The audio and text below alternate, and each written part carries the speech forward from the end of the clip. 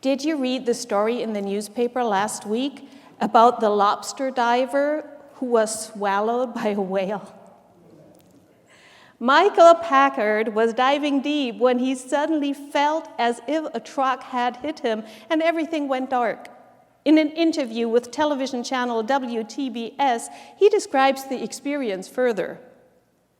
"And I could just feel hard stuff all around me," Packard said.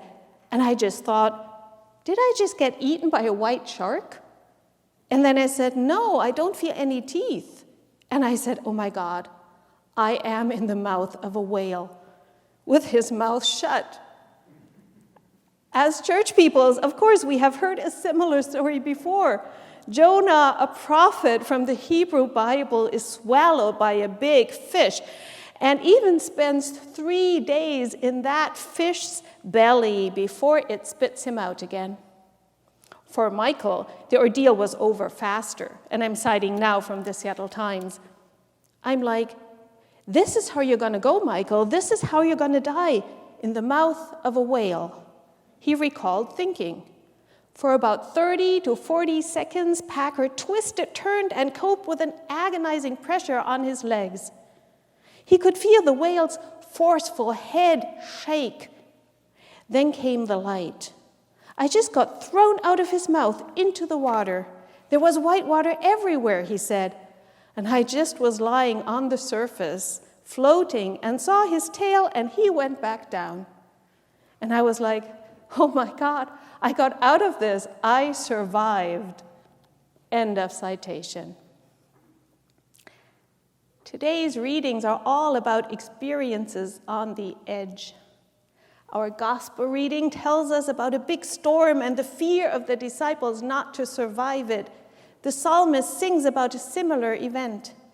In Paul's letter to the Corinthians, he talks about having endured beatings, imprisonment, and riots.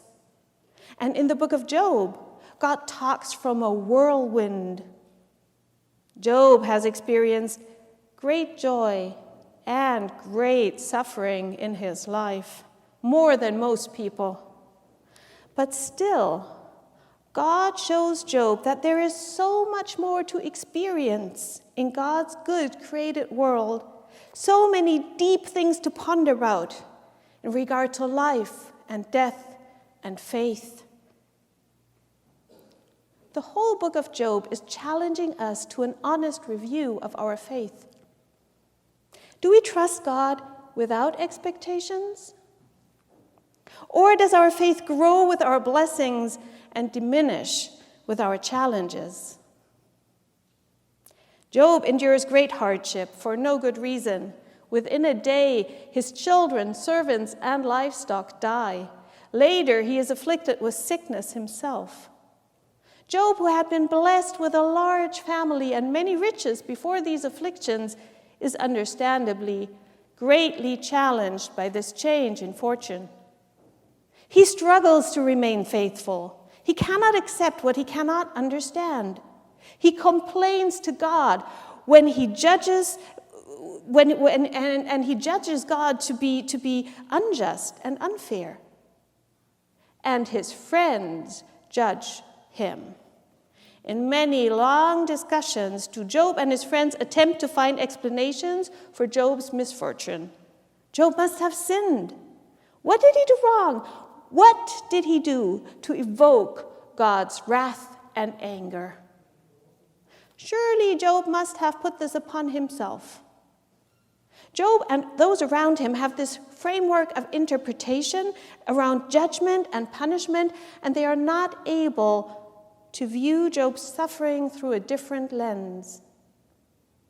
And far less are they able to let Job's suffering stand without judgment, without interpretation, and to just be a compassionate presence around him, with him. It is God who, at the end of the book of Job, opens up a new perspective. God's speech from the whirlwind demonstrates that there is so much more to life and faith than Job can ever know. Job's despair and anger will never bring him the answers he seeks. It is always a gift and a privilege to be part of God's created world, never mind how dire the circumstances. Awe, gratitude, and love remain the best response to God's love and grace in good times and especially in bad times. I find the story of Michael in the mouth of the whale can help us discover the spirit of awe, which is at the core of faith. This moment between life and death evokes awe, which is defined in Merriam-Webster as an emotion variously combining dread, veneration, and wonder that is inspired by authority or by the sacred or sublime. God's speech from the whirlwind opens Job's heart to awe. He indeed cannot know what God knows, and he cannot understand nor control misfortune and suffering. But he can open his heart to the wonder of the divine presence in the world. The last words Job speaks in the book are directed to God. My ears had heard about you, Job says, but now my eyes have seen you. Therefore, I relent and find comfort on dust and ashes.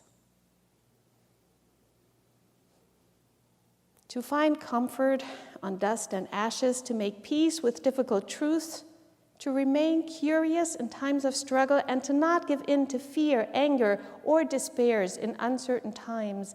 These are skills which arise out of awe and which we all should aspire to. Yesterday, we celebrated Juneteenth. On June 19, 1865, Union Army General Gordon Granger proclaimed freedom from slavery in Texas. In December of that same year, the 13th Amendment to our Constitution made chattel slavery illegal in the United States. Liberation from slavery was a long process, and many would argue it is still ongoing in some ways. It is no coincidence that Black people are much more likely to end up in prison than white people in our country. It is no coincidence that Black people are much more likely to be killed by police than white people. These and other statistics can easily be traced back to chattel slavery. They are historical consequences of that time and the racism and greed which led to it. But statistics only tell part of the story. There is so much pain, so much suffering behind the numbers. Every number stands for a real human being. Walter McMillian, who features in Bryan Stevenson's book and movie Just Mercy, spent years on death row for a murder he did not commit. A fair trial at the time could have easily proved the innocence of this logger with no previous convictions. Stevon Clark was standing in his grandmother's backyard with a cell phone in his hands when he was shot and killed by police officers who said that they mistook his phone for a gun. As you all are very aware, there are thousands of stories like that. Thousands of stories of pain and sorrow.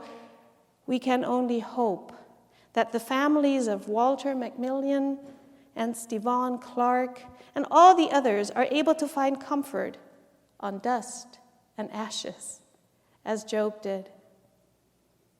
And that we as witnesses are able to acknowledge and hold their pain compassionately.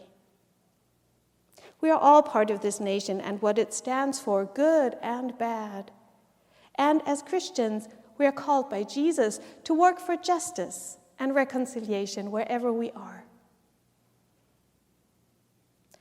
While holding the knowledge about our difficult past and present in our hearts, we also rejoice for all the good things which have happened and are happening. The fact that we as country outlawed slave trade and cattle slavery, even though it was deeply entrenched in our economic and societal structures in South and North, is a reason to celebrate. Juneteenth is a joyful, happy holiday. The time of the first Reconstruction, which followed the liberation, was full of visions, promises, and possibilities, many of them coming to fruition more fully in the second Reconstruction or Civil Rights period in the midst of the 20th century. And now, many people are starting to call our time the time of the third Reconstruction. What might we be able to accomplish in regard to equity and freedom for all if we worked together? In America, we are so used to classify people as Black and white and Asian American and Hispanic and such. Most, if not all of us here, are of European descent and would go by white. And automatically we think of a white person as different or even opposed to a person of color. But as Christians, so many of our ancestors are people of color. Just take Job, who we talked about today. The Bible tells us Job is from the land of Uz. We're not sure where exactly that is, but most scholars place it either in today's Jordan or Arabia. Then we read a letter from Paul, born in today's Turkey, to Corinthians in nowadays Greece. And Jesus and his disciples struggle with the storm in what is today Israel.